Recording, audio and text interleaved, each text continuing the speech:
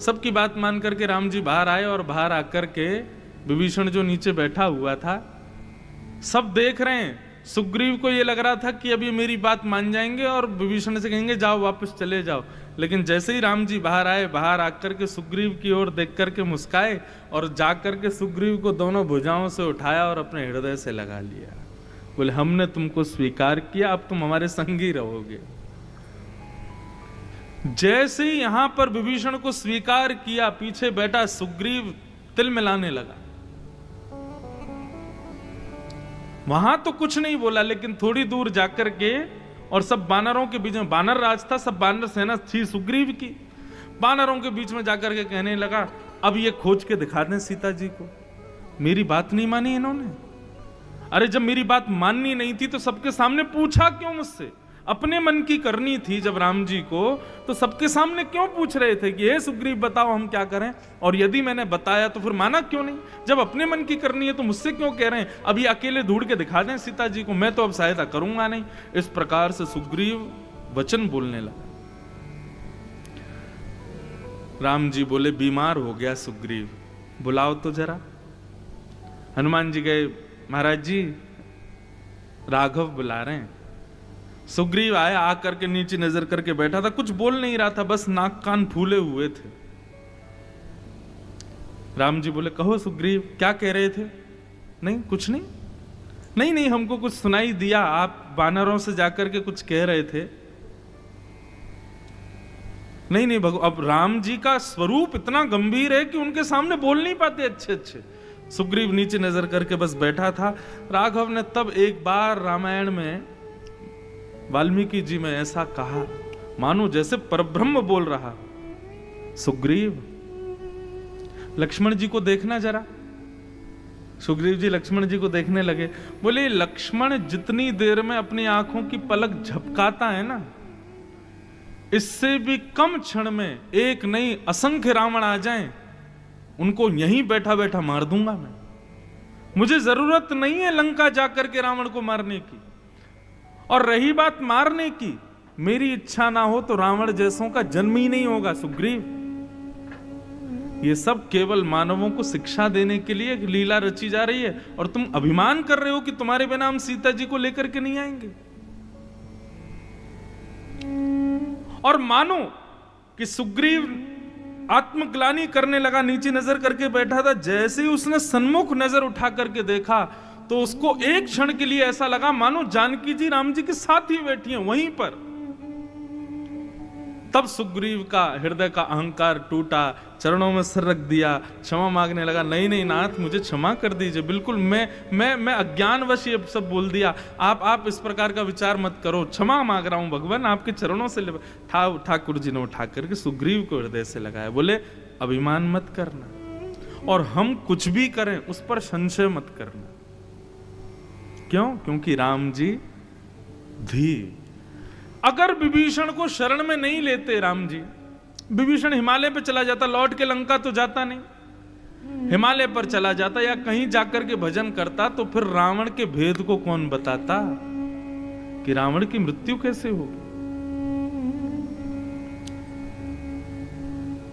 राम जी हमारे धी हैं, विवेकी हैं, जानते हैं, परख लेते हैं कब कहां कैसे क्या करना है, इसके बारे में उनको जानकारी है।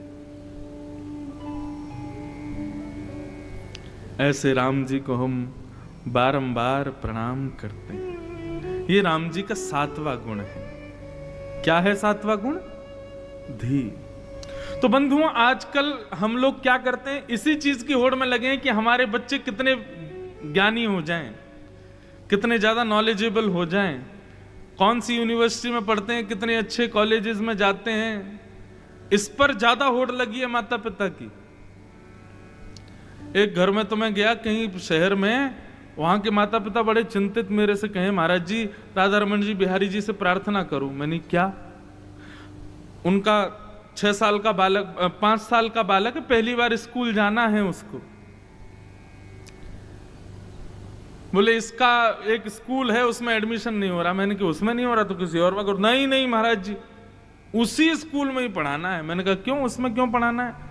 अरे आपको पता नहीं उसकी एडमिशन फीस ही उसका प्रवेश फीस ही इतनी लाख की है और उसमें इतने करोड़पतियों के बच्चे पढ़ते हैं, आदि आदि, ये होता है, ये वो होता है। मैंने कहा भाई विद्या ही तो लेनी है, किसी श्रेष्ठ स्कूल में कहीं भी भेज दो, जरूरी थोड़ी वो नहीं महाराज जी भेजना तुम्हें 4 जगह लोग पूछते हैं कहां पढ़ रहा है, तो बताने में अच्छा लगता वहां पढ़ रहा है।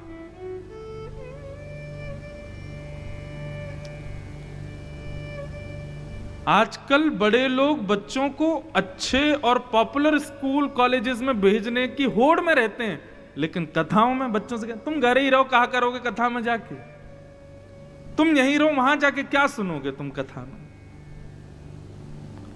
बच्चे ज्ञानी तो हो जाते हैं, विवेकी नहीं बन पाते।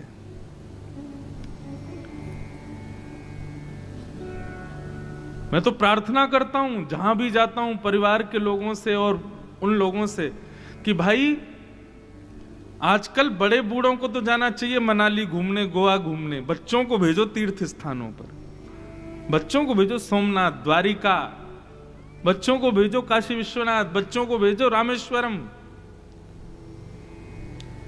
क्यों रामेश्वरम सोमनाथ कब जाते हैं? जब बिना व्हीलचेयर के चला ही नहीं जा रहा है तब जाते हैं। ऐसी स्थिति में जाएंगे तो फिर कहां से महादेव प्रसन्न होंगे।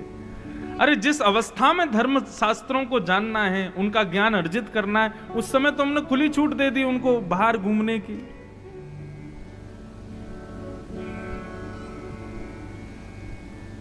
विवेकी बनाओ। क्यों? क्योंकि मानस कहती हैं बिन सत्संग विवेक न होए, बिन सत्संग विवेक न होए, राम कृपा बिन सुलभ न सोए, राम कृपा बिनु सुलभ न सोए, बिनु सत्संग विवेक न होए, राम कृपा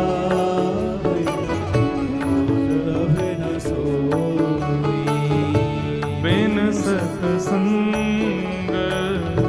विवेक न होए, बिन सत्संग विवेक न होए, राम कृपा बिन सुलभ न सोए, राम कृपा बिनु सुलभ न सोए। बिना सत्संग के विवेक नहीं हो सकता। विवेक माने धीर, सद असद का ज्ञान होना। देवादिदेव महादेव शंकर जी विवेक के प्रदाता हैं, वो विवेक देते हैं। महादेव का अभिषेक आप किस भाव से करते हो, दर्शन किस भाव से करते हो मुझे नहीं पता, लेकिन मेरी मान करके अगली बार जब भी महादेव का दर्शन करो इसी भाव से करना कि हे नाथ हमको विवेक दीजिए।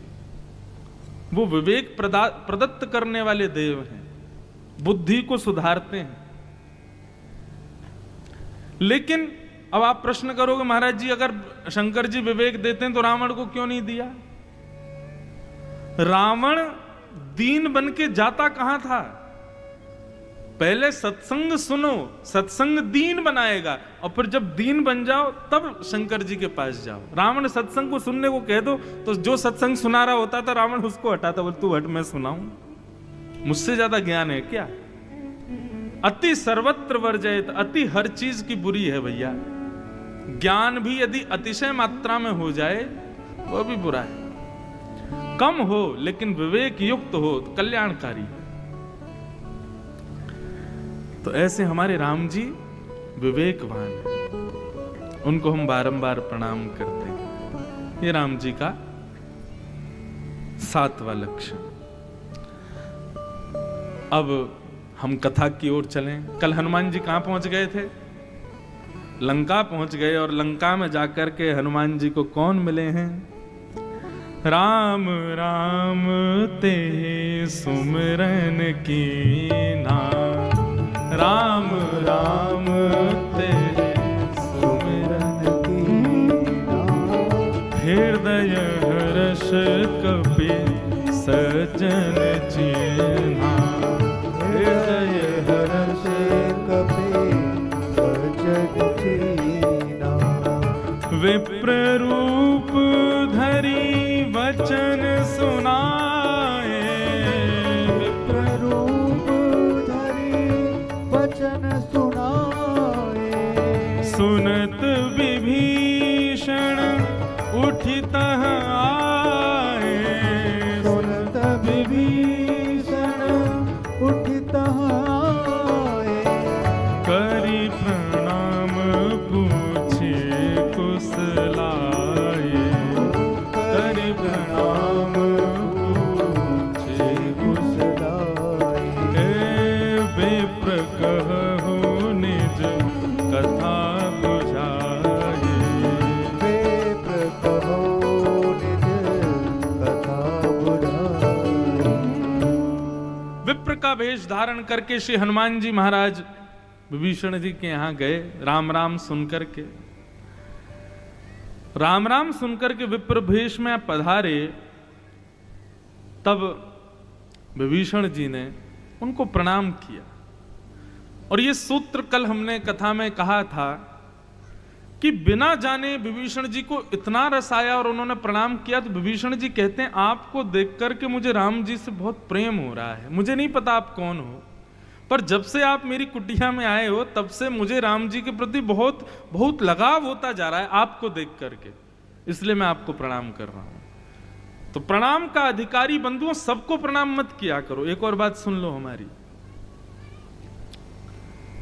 माता पिता गुरु संत वैष्णव ये सब प्रणाम के तो अधिकारी हैं ही, परंतु हम लोग किसी को भी प्रणाम करते हैं तो प्रणाम सबको नहीं, दूर से नमन करो, दूर से दंडवत भी लेट के कर लो। स्पर्श करके प्रणाम करने को तो सबको भी मना किया गया, लेकिन वास्तव में विशेष रूप से विशिष्टता से प्रणाम उसको करो जिसको देख करके हरिस्मृति बढ़ रही हो, जिसको देख करके ठाकुर जी अच्छे लग रहे हो, जिसको देख करके ठाकुर जी की समीपता और ज्यादा अनुभव हो रही हो, उसको प्रणाम करो।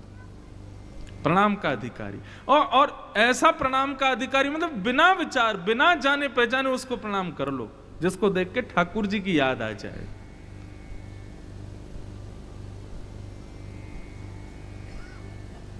कई बार माता पिता जबरदस्ती बच्चों से कहते हैं प्रणाम कर, गुरु जी हैं। वो प्रणाम का कोई फल नहीं है। प्रणाम तो तब जानो जब अपने आप आंखें झुक जाएं और सर झुक करके नीचे नमन करने की इच्छा प्रकट हो, तब मानो प्रणाम।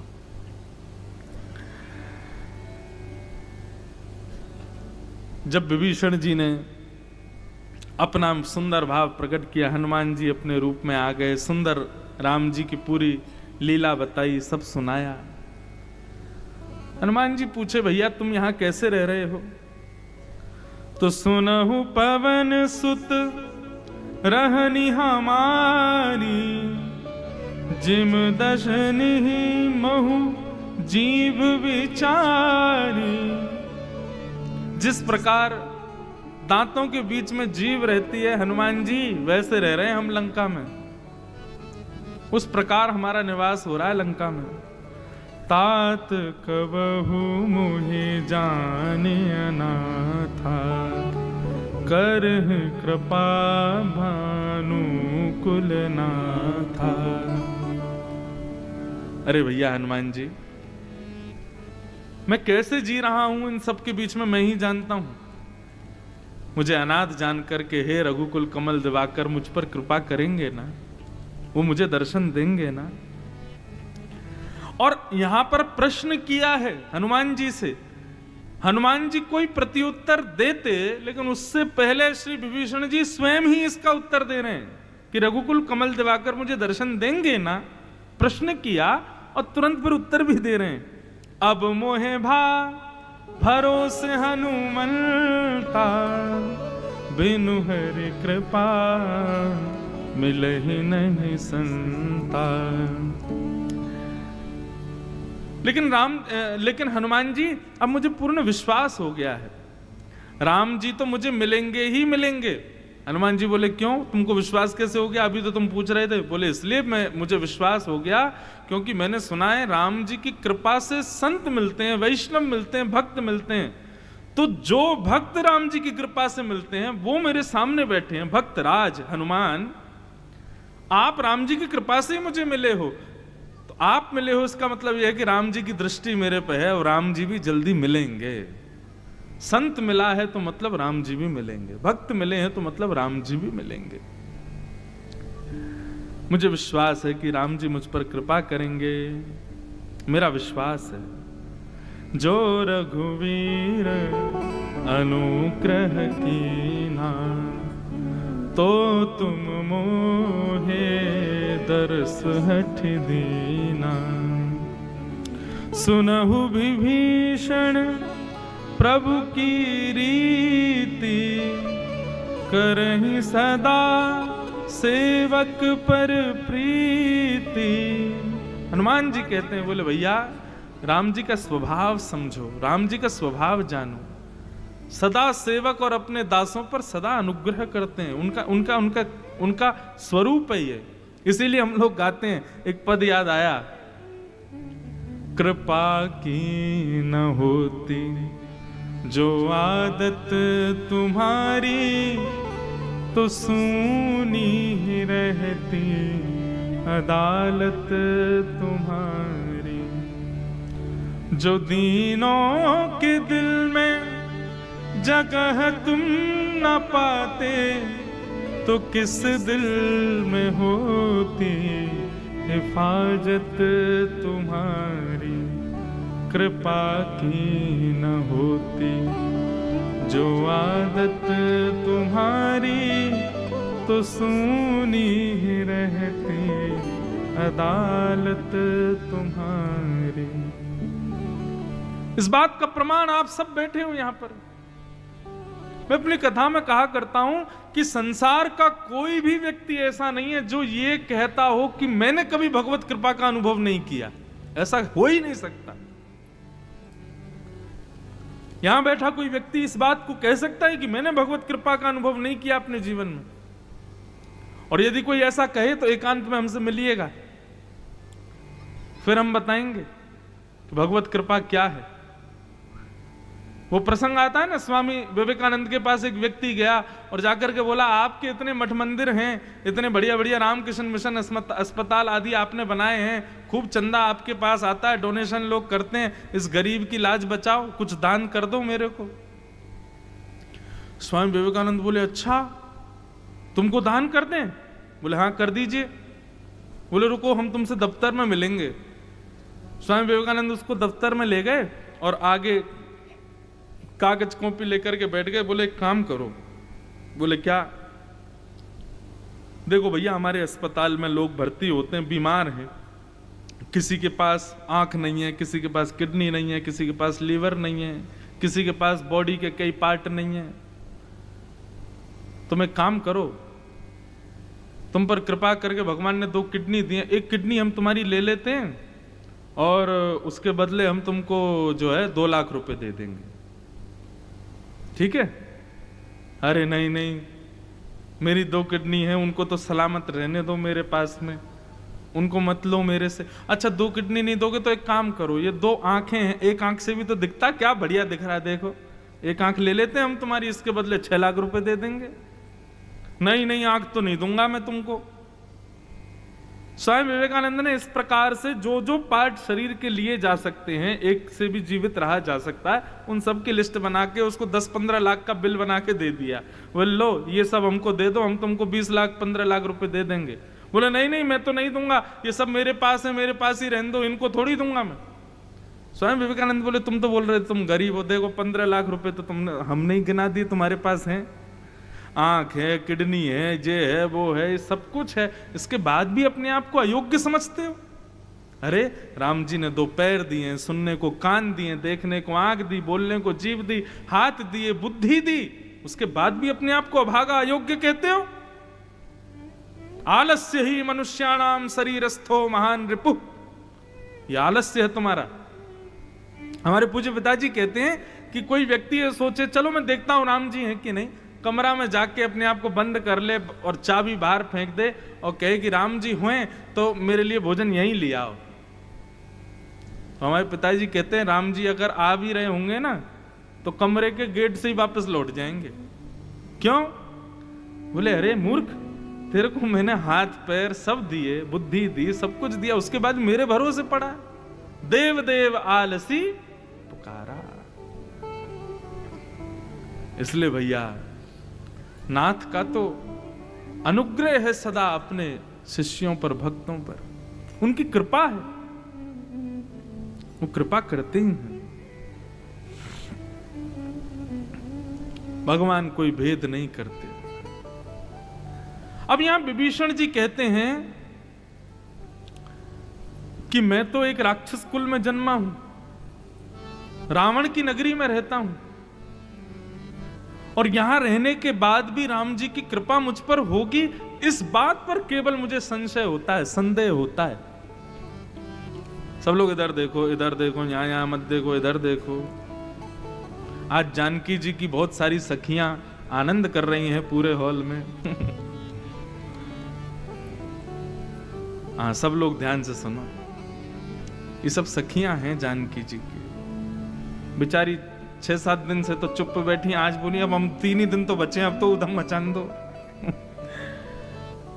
बोले सियावर रामचंद्र की। तो विभीषण जी क्या कह रहे हैं, बहुत ध्यान से सुनना बंधुओं, ये बहुत सुनने योग्य बात है। श्रीमद् भागवत में भी ये वर्णन किया गया है। विभीषण जी कह रहे हैं कि मैं तो एक अयोग्य कुल में जन्मा हूं, रावण के कुल में मेरा आना हुआ है, ऐसी नगरी में मैं रहता हूं, श्री राम जी मुझ पर कृपा करेंगे कि नहीं? कहीं इसी भाव की वजह से राम जी ने मुझ पर अनुग्रह नहीं किया तो? हनुमान जी जोर से मुस्कुराने लगे, बोले फिर तो हम पे तो बिल्कुल ही नहीं होना चाहिए अनुग्रह। क्यों? कहूँ कवन में परम कुलीना, कहूँ कवन में परम कुलीना, कहूँ कवन में परम कुलीना। कहूँ कवन, हनुमान जी कह रहे हैं कपि चंचल सब ही विधिहीना, कपि चंचल सब ही विधिहीना। और क्या कहते हैं? प्रात ले जो नाम हमारा,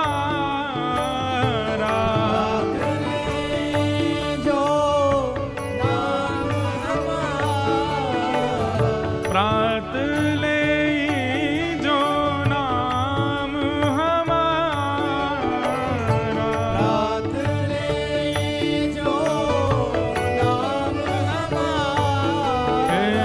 ते ही दिन ताहि न मिले आहारा, ते ही दिन ताहि न मिले आहारा, ते ही दिन ताहि न मिले आहारा, ते ही दिन ताहि न मिले आहारा। हनुमान जी कह रहे हैं वाह विभीषण, तुम केवल इतनी सी बात के लिए संकोच कर रहे हो कि राघव तुम पे कृपा करेंगे कि नहीं, क्योंकि तुम राक्षस कुल में जन्मे हो। जरा आंख खोल के हमें देखो, ना रूप के सुंदर, ना स्वभाव के सुंदर, ना बुद्धि के सुंदर, ना जाति के सुंदर, हम तो मानव भी नहीं है, बानर हैं। और भैया कहां तक कहें, भैया हमारे बारे में तो ऐसी प्रचलित कथा और है, सब जगह कहते हैं कि भैया सुबह सुबह बंदर को देख लो तो पूरे दिन भोजन और नहीं मिले। प्रात ले जो नाम हमारा, ते दिन ताहि न मिले आहार। अब इसका एक भाव मेरे मन में अभी अभी प्रकट हुआ कि हनुमान जी महाराज ऐसा क्यों कह रहे हैं। आज पूरे भारतवर्ष में 100 करोड़ से अधिक हिंदू हैं, और जैसा मुझे लगता है कम से कम नहीं तो 80 करोड़, इतना तो लेके चलो धर्मावली होंगे। कम से कम 80 करोड़ लोग धर्मावली, उसमें से भी कम से कम कर दो तो 20-25 करोड़ हिंदू रोज हनुमान चालीसा पढ़ते ही हैं।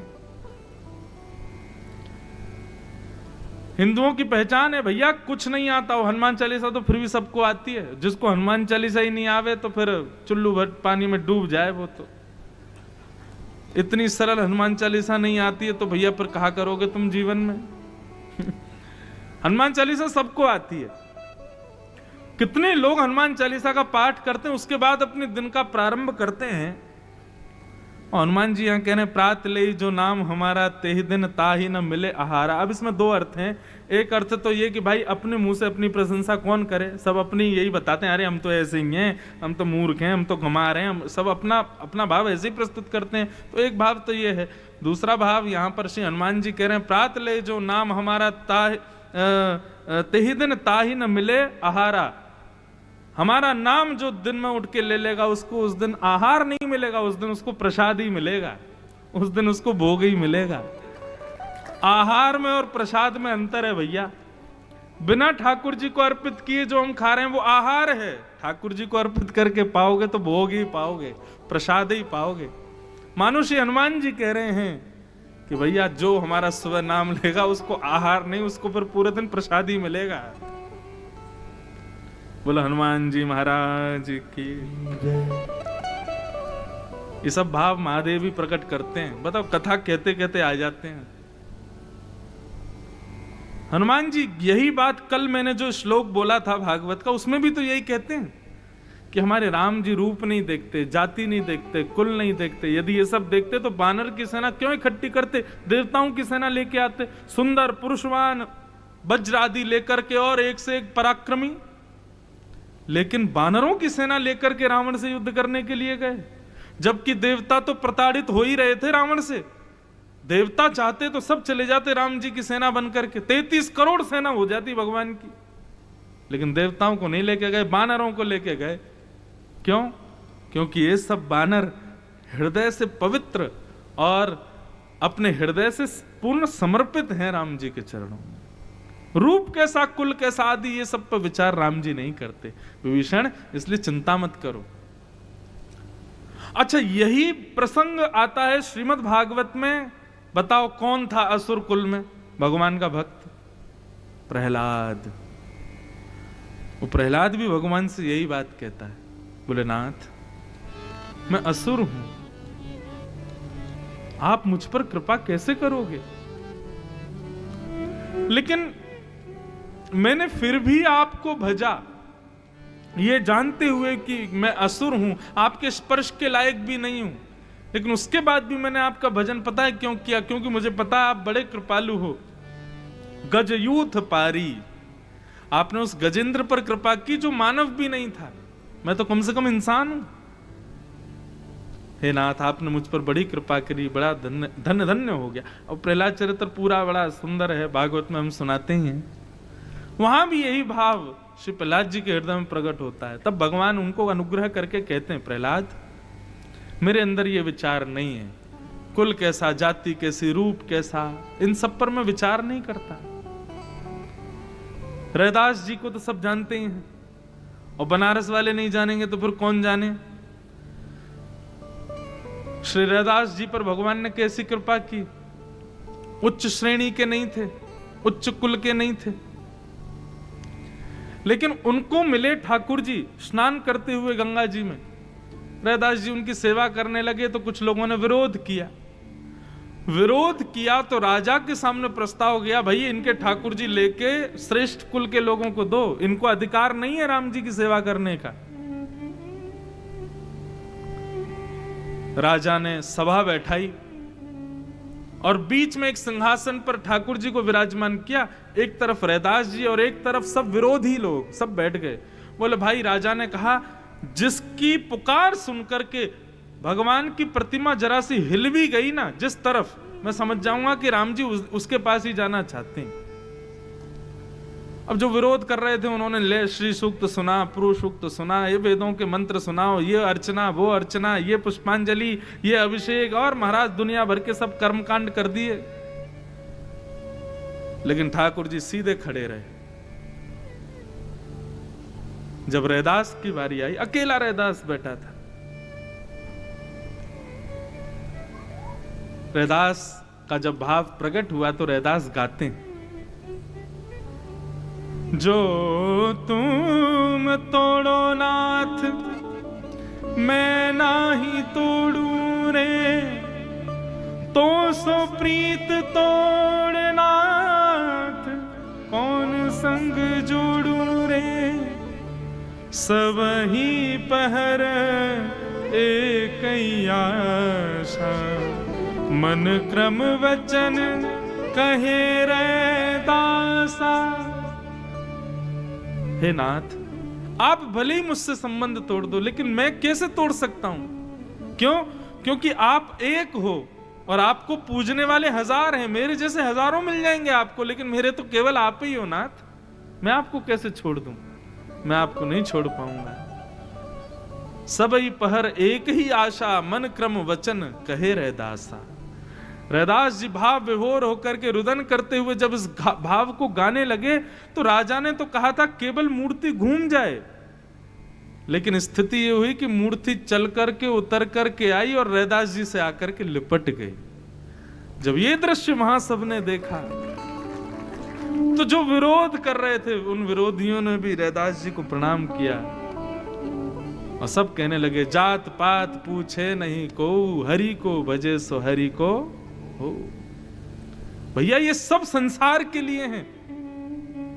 आप विश्वास माने, जब भक्ति में प्रवृत्त हो जाओगे ना तो मुक्त होते चले जाओगे। किससे? जाति से मुक्त हो जाओगे, परिवारवाद से मुक्त हो जाओगे, लोक धर्म से मुक्त हो जाओगे, संसार की संकीर्णताओं से मुक्त हो जाओगे, लोग क्या कहेंगे इन भावों से मुक्त हो जाओगे। इसी को तो मुक्ति कहते हैं। मुक्ति का मतलब ये थोड़ी मर गए और मिल गई वैकुंठ मुक्ति हो गई ना।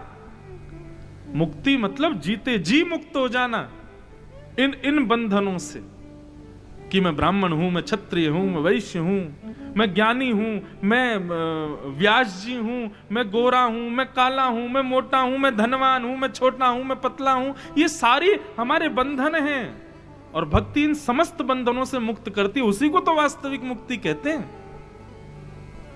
हनुमान जी बोले, निकलो भैया विभीषण, क्या सोच रहे हो कि तुम दैत्य कुल में जन्मे हो, राघव कृपा नहीं करेंगे? अरे हमारी ओर देखो, हम तो बानर हैं, हम पर कृपा करने। वो ये विचार नहीं करते, हमारे अंदर ये विचार है। सब चर्चा हुई, भगवत चर्चा विभीषण और हनुमान जी के बीच में। अब विभीषण जी को संतोष हो गया कि राम जी मिलेंगे।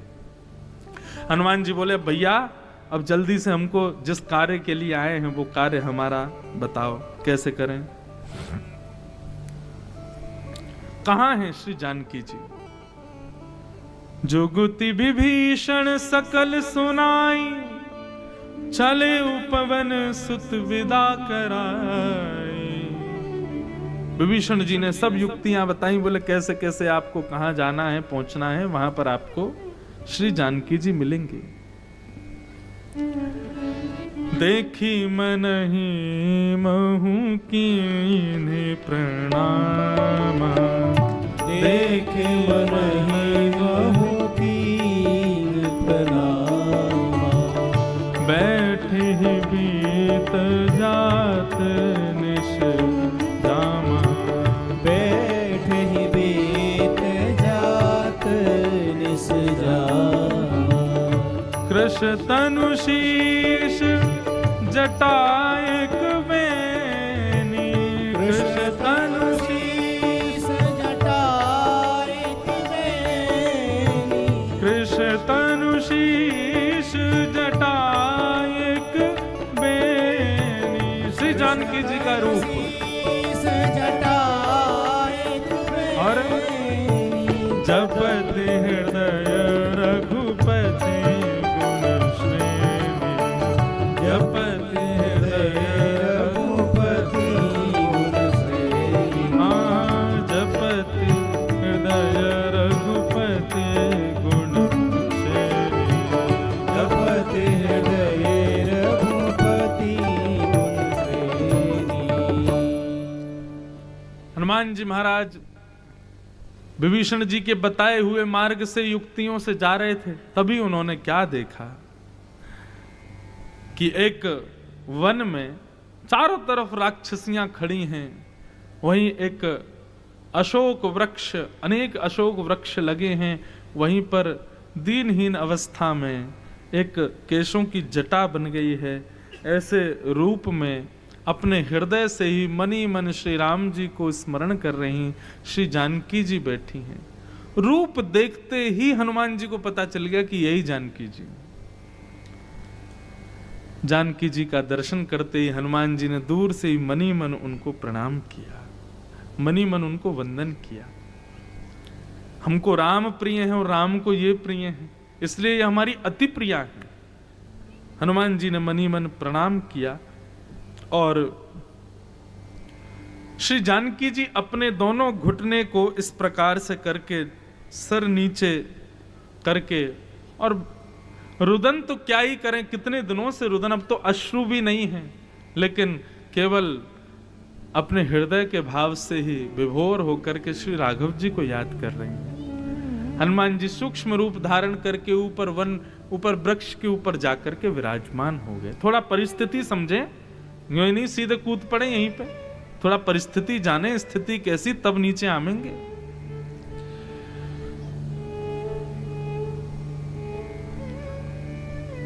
ऊपर वृक्ष से हनुमान जी नीचे निहार रहे हैं, श्री जानकी जी को देख रहे हैं। तरु पल्लव महू रहा लुकाए, करे विचार करो कावाही। तेहि अवसर रावण तह आवा, संग नारी बहु किए बनावा। हनुमान जी विचार कर रहे हैं क्या करें, जानकी जी के विषाद को मैं कैसे दूर करूं, क्या युक्ति अपनाऊं। इतने में ही वहां पर जय घोष होने लगा, सावधानी के नारे लगने लगे। तभी देखा कि प्रचंड रावण अपनी पत्नी मंदोदरी आदि सखियों के साथ में वहीं आ गया और आकर के जानकी जी को बीच में बैठी हैं और चारों तरफ घूमता हुआ उनको कह रहा है कि अब भी तुम्हारे पास समय है, राम जी को भूल जाओ, सब कुछ भूल करके मेरी हो जाओ। मैं तुमको वचन देता हूं, ये मंदोदरी आदि मेरी पत्नियां हैं, इन सबको तुम्हारी दासी बना दूंगा, लंका की रानी के रूप में राज करोगी आप, किसी प्रकार का कोई संकट नहीं, कोई कष्ट नहीं। देखा है मेरा प्रताप कैसा, सब देवी देवता मेरे चरणों में नतमस्तक रहते हैं।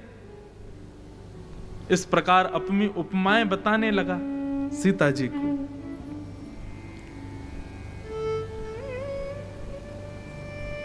जानकी जी जैसे ही श्री राघव के विषय में कुछ कहता है, रावण सुनती हैं तो मन ही मन विचार करती हैं। देखो भक्ति स्वरूपा हैं श्री जानकी जी, वो चाहती हैं कि इसका भी अनहित ना हो, ये भी सुधर जाए, कैसे भी करके मान जाए और छोड़े। इस भाव से श्री जानकी जी उसको भी उपदेश देती हैं। नहीं तो मौन रह सकती हैं, कुछ ना बोले, सुनती रहें, नहीं।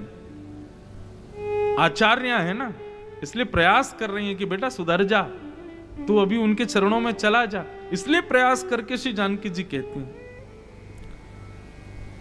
सुन 10 मुख खद्योत प्रकाशा, कबहु की नलिन करई विकासा।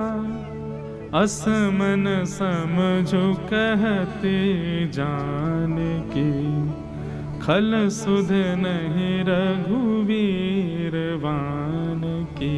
बहुत सुंदर बात कहती श्री किशोरी जी, कह रही हैं, अरे तू बड़ा अपने भावों को वर्णन कर रहा है, अपनी योग्यताओं का प्रदर्शन कर रहा है, अपनी श्रेष्ठताओं को मेरे सामने कह रहा है। अरे भला जुगनू के प्रकाश से कमल कभी खिलता है? कमल तो तभी खिलता है जब सूर्य प्रकट होता है। सूर्य का प्रकाश जब पड़ता है तभी कमल खिलता। मानो जानकी जी कह रही हो कि तू चाहता है कि मैं तेरे अधीन हो जाऊं, तेरी बातों में आ जाऊं। अरे जुगनू की भांति भटकने वाले, सीता रूपी कमल तो तभी खिलेगा जब हमारे रघुनंदन श्री राम रूपी सूर्य लंका में आकर के उदित होंगे। उनके बिना ये संभव थोड़ा ही है।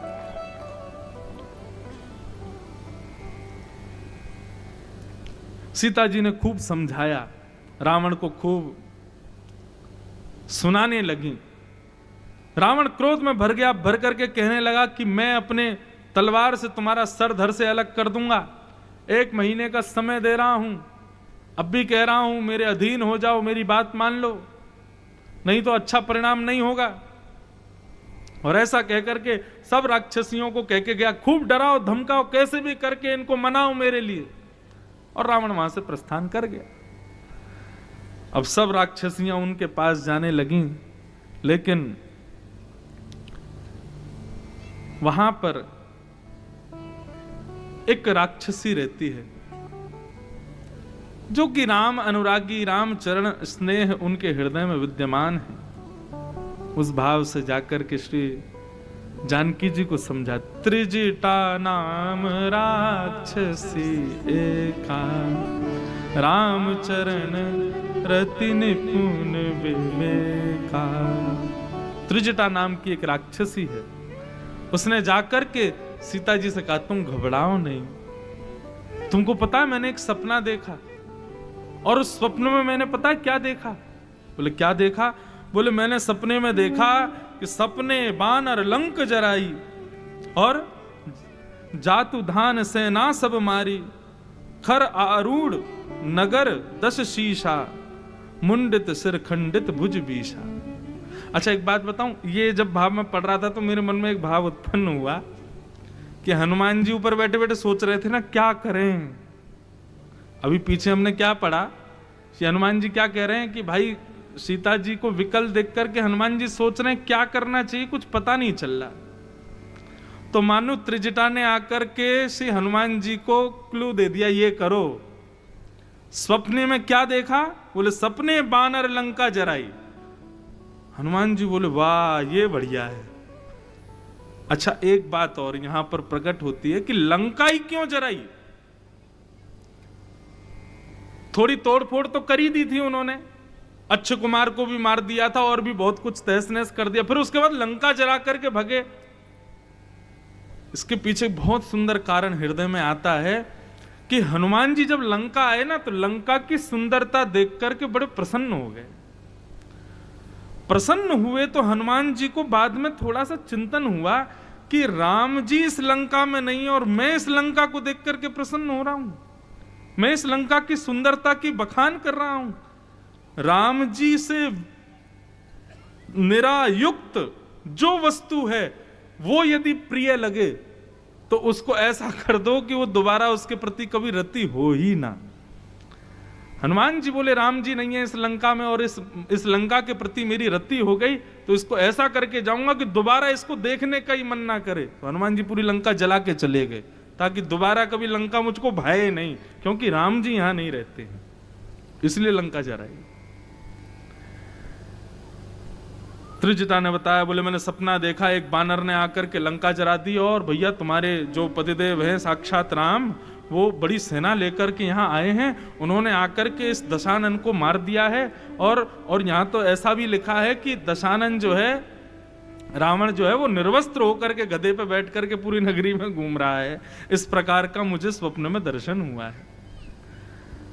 निश्चित मानो तुम दुखी मत हो, मेरा स्वप्न अवश्य पूर्ण होगा। यह सपना मैं कहूं पुकारी, होई सत्य गए दिन चारी। त्रिजटा ने कहा मुझे निश्चित विश्वास है कि कुछ ही दिनों में यह स्वप्न अवश्य सत्य होगा।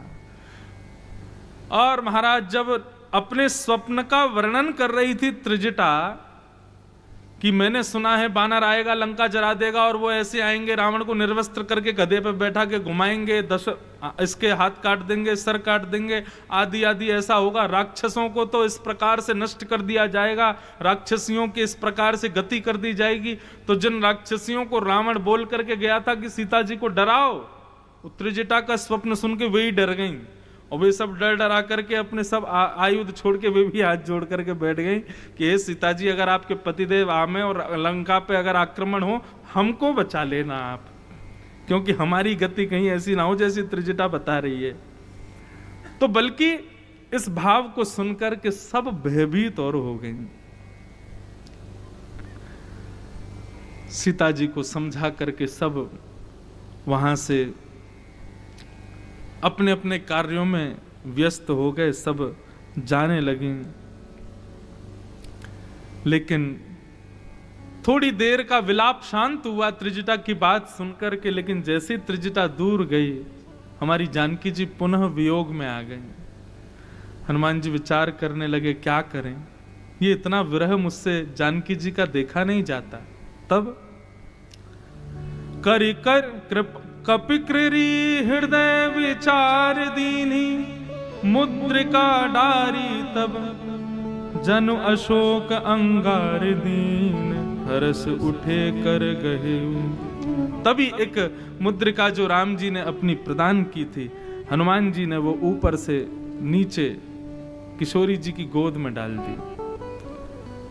तब देखी मुद्रिका मनोहर, तब देखी मुद्रिका मनोहर, राम नाम अंकित अति सुंदर, राम नाम अंकित अति सुंदर। चकित चितव मुद्री पहचानी,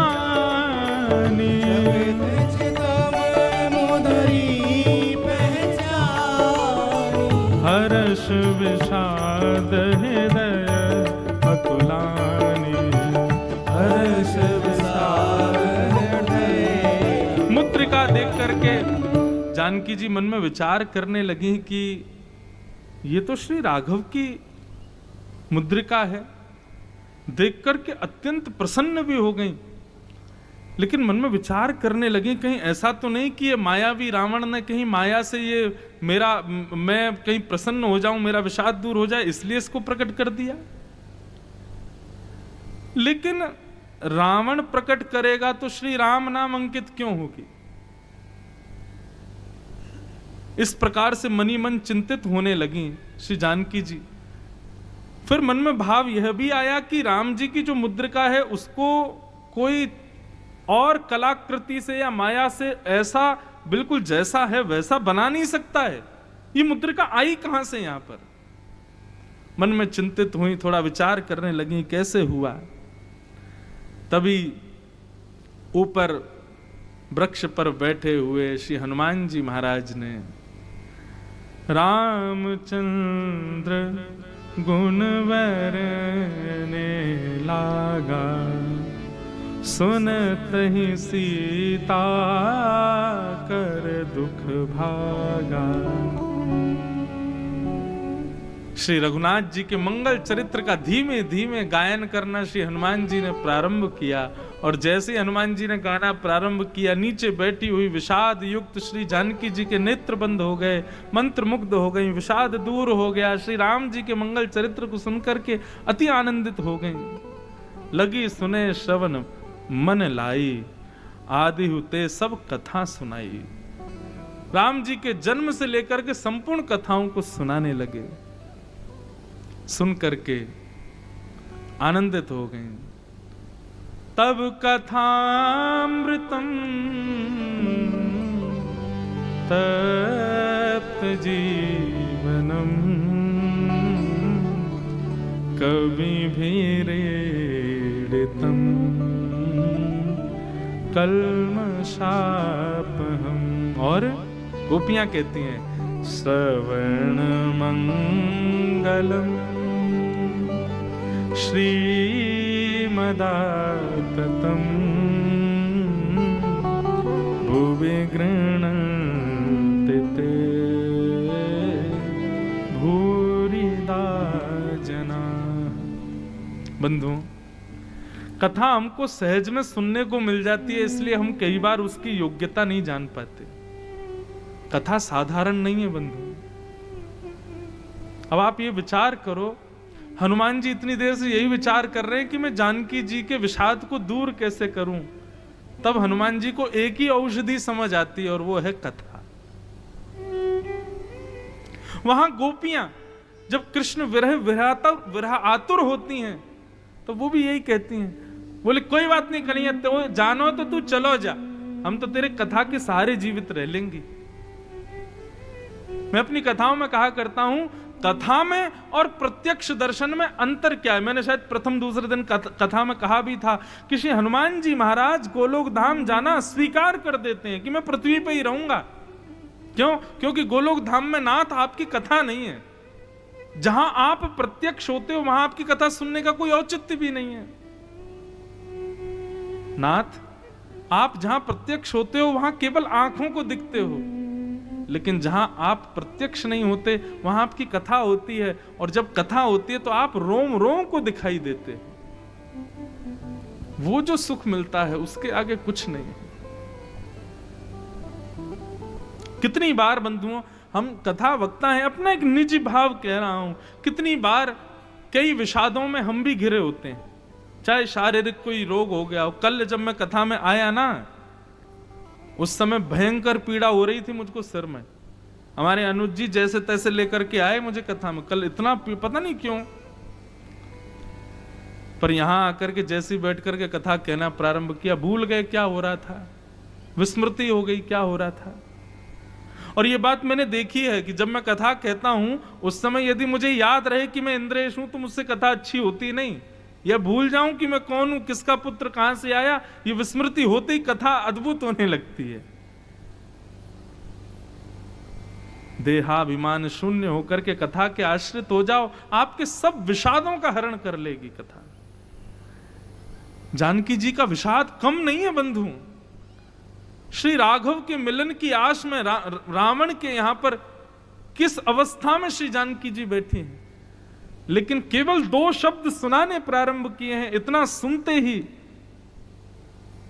लगी सुने श्रवण मन लाई, आदि हुते सब कथा सुनाई। सीता जी मन लगा करके सुनने लगी, विषाद दूर हो गए श्री जानकी जी के। जैसे ही कथा सुनाई, सुन करके सीता जी अति आनंदित हुए। अब यहां पर एक बात आती है कि यह सुनने के बाद भी सीता जी को लगा, मतलब इतना अविश्वास हो चुका था रावण के यहां रहते हुए, सीता जी को लगा नहीं नहीं नहीं नहीं, ये मायावी रावण की चाल है, हो सकता है राम जी के गुणों को वही गा रहा हो, मुझे लुभाने के लिए रिझाने के लिए वही सुना रहा है। जब ये भाव हृदय में उत्पन्न हुआ तो राम चर्चा करते करते करते श्री हनुमंत लाल जी के नेत्रों से अश्रुबिंद टपक करके गिरा और श्री जानकी जी के चरणों में जाकर के गिरा। कहते हैं जैसे ही वो अश्रुबिंद जाकर के जानकी जी के चरणों में गिरा, उस अश्रुबिंद का जो तापमान था, उसकी जो उष्णता थी, वो राम विरह से विरहित हो रखी थी। जैसे ही किशोरी जी के चरणों में गिरा, किशोरी जी समझ गई ये रावण नहीं हो सकता, ये राम विरह से संतप्त अश्रुबिंद है, गरम है। जब व्यक्ति बनावटी रोता है या प्रसन्नता में रोता है तो अश्रु ठंडे होते हैं, लेकिन जब विषाद में विरह में रोता है तो आंसू गर्म होते हैं। जानकी जी अश्रुबिंद के तापमान से पहचान गई ये विषादी व्यक्ति है। कोई किसी को राम जी का विरह संतप्त हो रहा है, वही है। तुरंत कहा, अरे कथा सुना रहे हो भैया, इतनी बढ़िया मधुर सुना रहे हो, अपना दर्शन तो दो, हो कैसे? आहा, जैसे ही कहा कि प्रकट हो जाओ, तब हनुमंत निकट चल गया, तब हनुमंत निकट चल गया, तब हनुमंत निकट चल गया, तब हनुमंत निकट चल गया। फिर बैठी मन विस्मय भया, फिर बैठी मन विस्मय। तब अपना परिचय दिया, राम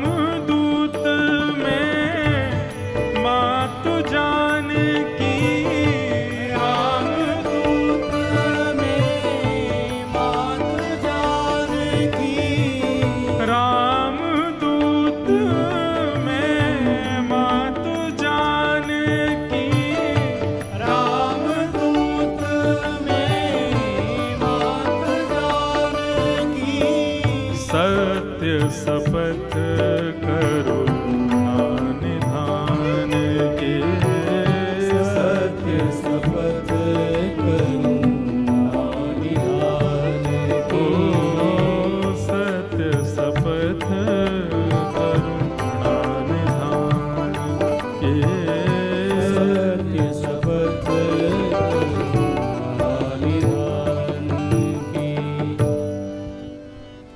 हनुमान जी महाराज नन्हे से बनके और श्री जानकी जी के सन्मुख प्रकट हो गए।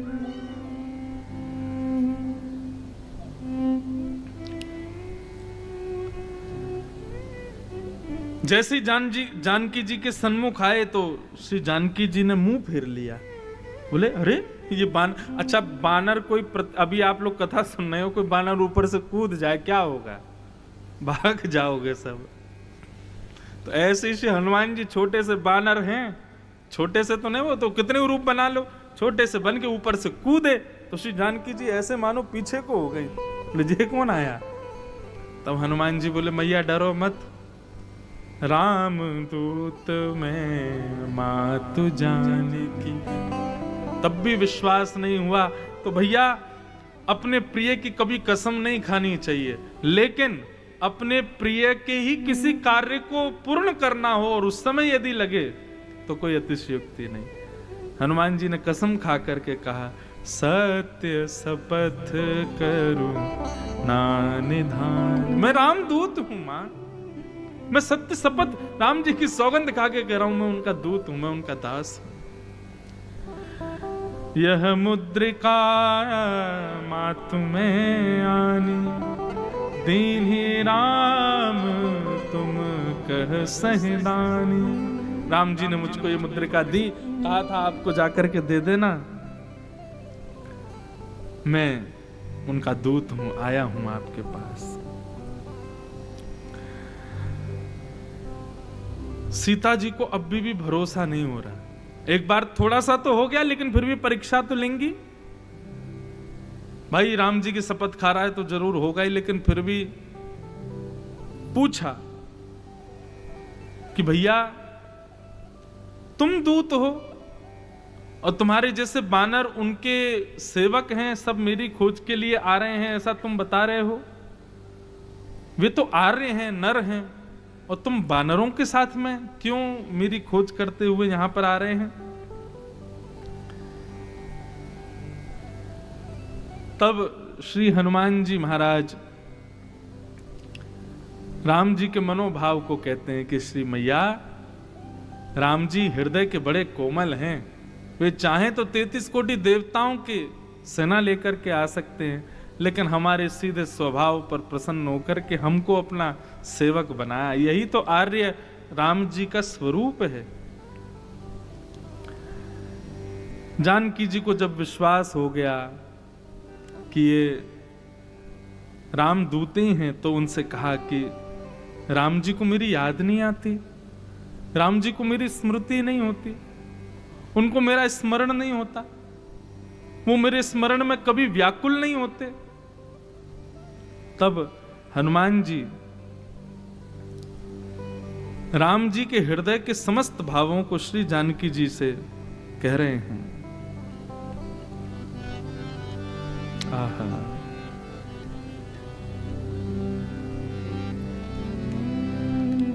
मां, श्री राघव ने आपके भाव से कुछ कहा है, आपकी आज्ञा हो तो मैं आपको श्रवण कराऊं।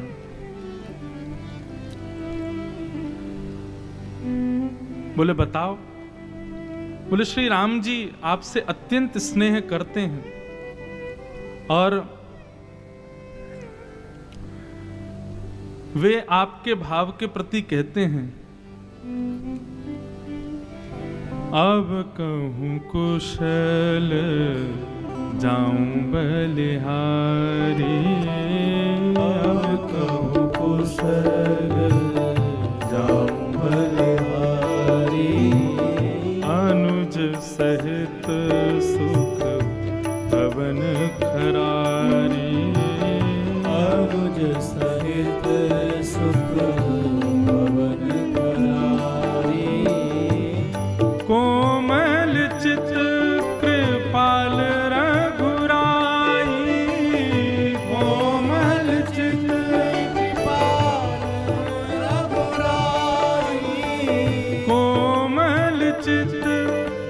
कृपाल रघुराई, कोमल चित कृपाल रघुराई। कपि के हेतु धरि निठुराई, कपि के हेतु धरि निठुराई। ओ वचन नाव नयन भरवारे, वचन नाव नयन भरवारी। अहनाथ हो निपट विसारे, अहरनाथ हो निपट विसारे।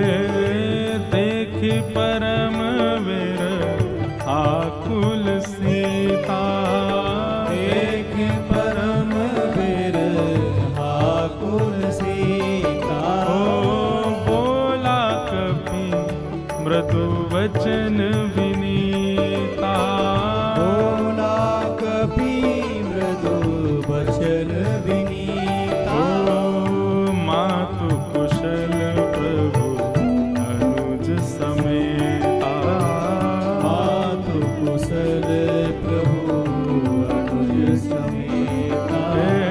तब दुख दुखे सुकृपा निकेता, तब दुख दुखी सुख पान के। जनि जननी मानहु जीऊना, जननी मानहु आहा। जीऊना। जनि जननी मानहु जीऊना, जननी मानहु जीऊना।